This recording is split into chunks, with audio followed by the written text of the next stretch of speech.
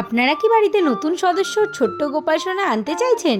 তাহলে চটজলদি জেনে নিন তার সাথে আর কি বাড়িতে নতুন নিয়ে আসা প্রয়োজন। কারণ আমাদের লাড্ডু গোপালের জন্য সব কিছুই আলাদা ব্যবস্থা করতে হবে।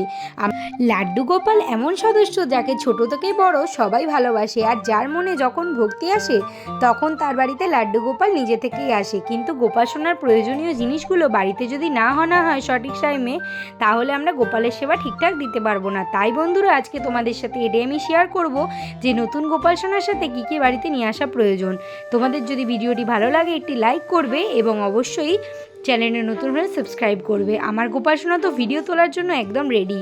আমি ওকে সুন্দর করে শৃঙ্গার করিয়ে নিয়েছি। বাড়িতে নতুন গোপাল সোনা আনলে তাকে খালি গায়ে নিয়ে আসবেন না, সঙ্গে সঙ্গে একটা জামা কিনে তাকে পরিয়ে নিয়ে আসবেন। আর তার সাথে দুটো জামা অবশ্যই নিয়ে আসবেন, যাতে একটা ধুয়ে দিলে আর একটা পরানো যায়। কারণ গোপাল সোনা আমাদের বাচ্চাদের মতন, তাকে রেগুলার স্নান করাতে হয়, জামা পরাতে হয়, নতুন নতুন শৃঙ্গার করাতে হয়।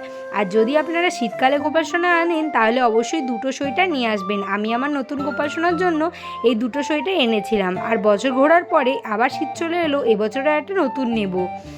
কিন্তু আপনারা তো জানেন এই সমস্ত জিনিস রাখার জন্য আমাদের একটা জায়গার প্রয়োজন, যার জন্য এরকম নতুন বালতিকে ব্যাগগুলো বেরিয়েছে। এইটা আপনারা একটা নিয়ে নেবেন, যাতে গোপাল সোনার জামাগুলো আলাদাভাবে গুছিয়ে রাখতে পারেন। আমি আমার গোপাল সোনার জামা এই বালতি ব্যাগটাতে গুছিয়ে রাখি, নিচে সোয়েটারগুলো আর ওপরে রেগুলার ইউজ করার জামাগুলো রেখে নিই। এখন এরমভাবে বন্ধ করে আপনারা যে কোনো জায়গায় এটা স্টোর করতে পারবেন। আর গোপাল সোনার স্নান করানোর জন্য একটা তোয়ালে নেওয়া জরুরি। আমি গোপাল সোনার জন্য একটু বড় দেখে তোয়ালে নিয়েছি, যেহেতু আমার গপু একটু বড়। তোমরাও তোমাদের গোপালের সাইজ অনুযায়ী নিজেদের জিনিসগুলো কেনাকাটা করবেন। আর চান করানোর জন্য আমি একটা প্লাস্টিকের গামলা নিয়ে নিয়েছি। যাদের বাড়িতে ছোট গোপাল আছে তারা বিশেষত পিতলের তাম্রপত্রতেই স্নান করিয়ে থাকে। আর গোপালের বাঁশি কিন্তু ভুললে চলবে না, গোপালকে একটা বাঁশি অবশ্যই দিতে হবে। আর একটা নিয়ে নিয়েছি পিতলের থালা আর গ্লাস। গোপাল সোনাকে আমরা পিতলের থালা গ্লাসেই ভোগ লাগাতে পারি, স্টিলের থালা গ্লাসে গোপালের ভোগ লাগানো উচিত না। তারপরে যেটা দরকার সেটা হচ্ছে তুলসী মালা আর তিলক মাটি। তিলক মাটি গোপালের কিন্তু অনেক পছন্দের, আর আমি মাঝে মাঝে এটা দিয়ে গোপাল সোনাকে টিপও পরিয়ে থাকি, যেটা গোপাল সোনার মাথায় সর্বদা থাকে। আর তাছাড়া চন্দনের টিপও পরিয়ে থাকি। এই তুলসী মালা আমাদের তখন কাজে লাগবে যখন আমাদের কাছে তুলসী পাতা থাকবে না। আমরা এই তুলসী মালার সহযোগে গোপাল সোনাকে ভোগ লাগাতে পারি। তাই আপনারা অবশ্যই একটি তুলসী মালা নিয়ে আসবেন। আর নতুন গোপাল সোনা আনলে যদি আপনাদের ক্ষমতা না থাকে, তাহলে এরকম ধরনের পুঁতির যে এগুলো হয় মালাগুলো আর বালাগুলো, এগুলো আপনারা পরাতে পারেন শৃঙ্গার হিসেবে। শৃঙ্গারটা যার যার পছন্দ মতন করায়, সেটা কোনো বলার বিষয় না। আমি আমার গোপাল সোনার প্রায় 1-1.5 বছরের মাথায় এই রূপোর গয়নাগাটিগুলো করেছিলাম। আমি শুরুতেই গোপাল সোনার জন্য এই গয়নাগুলো করিনি।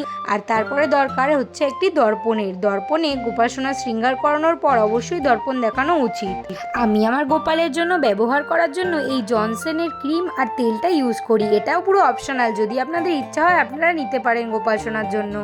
আর অবশ্যই স্নান করানোর জন্য লাগবে গোলাপ জল আর অগরু। এগুলো আমরা স্নানের জলে মিশিয়ে গোপাল সোনাকে স্নান করাতে পারি। একদম ভিডিও শেষের দিকে চলেই এসছে, এতক্ষণ ভিডিওতে থাকার জন্য আপনাদের সবাইকে অনেক ধন্যবাদ। এরপরে আসছে গোপাল সোনার ঘুমের পালা। আমি এরকম এই মশারিগুলো অনলাইন থেকে কিনে নিয়েছি। যদি আপনারা খাট না কিনতে চান, তাহলে এইরকম মশারি দেওয়া বিছানাগুলোতে গোপাল সোনাকে ঘুম পাড়াতে পারেন। বাল্যগোপালকে কিন্তু ঘুম পাড়ানো অত্যন্ত জরুরি, কারণ গোপাল ছোট বাচ্চা। আর শীতকালে চাপা দেওয়ার জন্য আমি নিয়ে নিয়েছি এরকম একটা ছোট ব্ল্যাঙ্কেট। ব্যাস বন্ধুরা, শুরুতে এই কটা জিনিস দিয়েই আপনারা গোপাল সেবা শুরু করতে পারেন। আমার গোপাল সোনার তো ভিডিও করা কমপ্লিট, তাই জন্য আমার গোপাল সোনা শয়নে চলে গেছে, আর আমি ওকে শয়নটা দিয়ে নিয়েছি। আজকের ভিডিওটি এতটুকুই ছিল। ভালো লাগলে লাইক করবে। আর দেখো আমার গোপু সোনার নুপুরটা কেমন নড়াচ্ছে। রাধে রাধে।